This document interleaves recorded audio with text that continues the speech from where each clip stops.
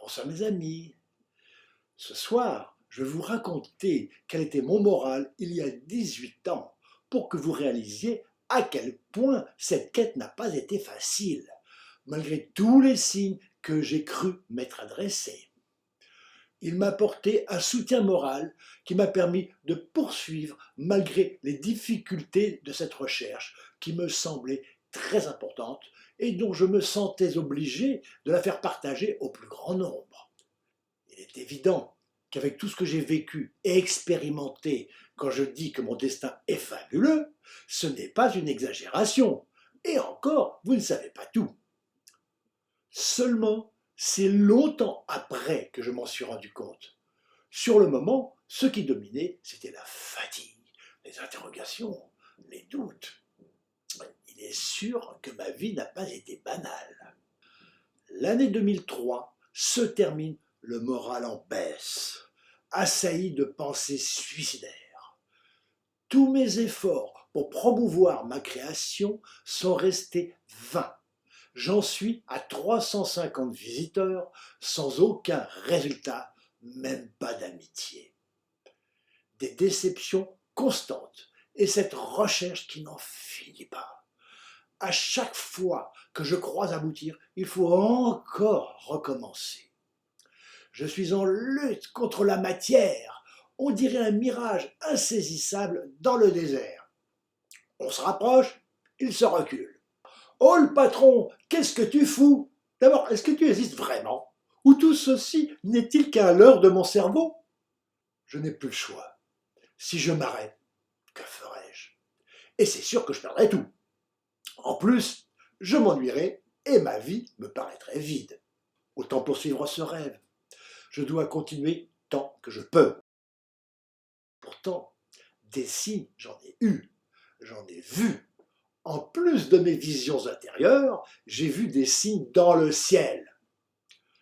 Une fin d'après-midi, j'ouvre la fenêtre de ma salle de bain, donnant vers l'est. Des nuages défilent. Certains y voient des images, mais généralement, il faut faire un gros effort d'imagination. Et ce ne sont que des figures plus ou moins amusantes, sans signification particulière. Mais cette fois, c'est impressionnant. Je ne me souviens pas des détails, mais je me rappelle d'une suite continue d'images signifiantes, avec une progression dans la signification et dans l'histoire qui commençait avec des représentations des dieux égyptiens se succédant. À un moment, il y avait Sobek, le crocodile. Puis la suite s'est achevée avec les 4 cavaliers de l'Apocalypse.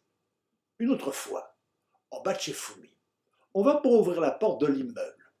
Quand je vois vers le nord, dans la direction de la bibliothèque où je travaillais encore vers 1997, un gros nuage magnifique auréolé de soleil. Je m'attarde à le contempler. Il se transforme progressivement. Mais c'est ma tête! Fumi regarde à son tour. Elle constate qu'effectivement, le nuage a pris la forme de mon profil. La transformation se poursuit. Il devient une montagne d'où un grand aigle s'envole.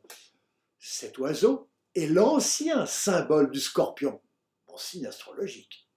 Troublant, ça redevient des nuages. On monte. Arrivé dans le séjour, on découvre un magnifique arc-en-ciel vers l'est qui se dessine progressivement.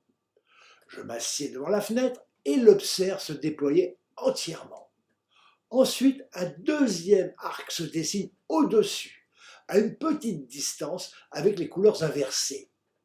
Le somptueux spectacle dure une vingtaine de minutes. Il arrive après le franchissement d'une étape importante dans ma quête, et pendant que je m'interrogeais sur la représentation picturale d'un arc-en-ciel très particulier, devant apparaître dans le tableau représentant la porte dans le ciel décrite au début du livre de l'Apocalypse. Bien sûr, ce genre de signe peut être vu par tout le monde, mais assez peu le regardent, et encore moins avec intérêt. Comme pour l'article de presse contenant des messages du KGB, que seule la personne concernée est capable de comprendre, alors que c'est à la vue de tous, seuls quelques-uns peuvent ressentir le signe. Plusieurs fois, j'ai vu apparaître des arcs-en-ciel à des moments clés de la recherche comme une récompense, une sorte de « coucou, je suis là, ne t'inquiète pas, tout va bien ». Un m'a particulièrement semblé être un signe qui m'était destiné. Je sors de chez moi.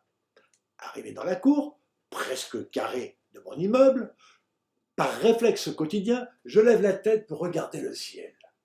Qu'est-ce que je vois? Juste au-dessus, parfaitement inscrit dans les dimensions de la cour, un arc-en-ciel circulaire. Je ne savais même pas que ça puisse exister vu du sol. Vu du ciel, oui, mais d'en bas. Je reste longtemps à le contempler. Un de mes voisins, un vieux monsieur, ancien professeur, sort à son tour. Je lui fais remarquer le phénomène. Il a brièvement la tête. Oh, un arc-en-ciel. Et il s'en va. Pas plus intéressé que ça. Le signe n'était pas pour lui. Des configurations particulières d'étoiles m'apparaissent aussi à des moments cruciaux dans le ciel si peu étoilé de Paris.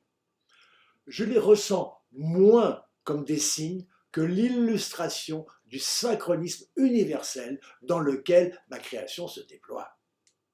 Est-ce un esprit protecteur? Un ange gardien qui guide mes pas? On pourrait le croire, ou penser qu'il s'agit encore de signes.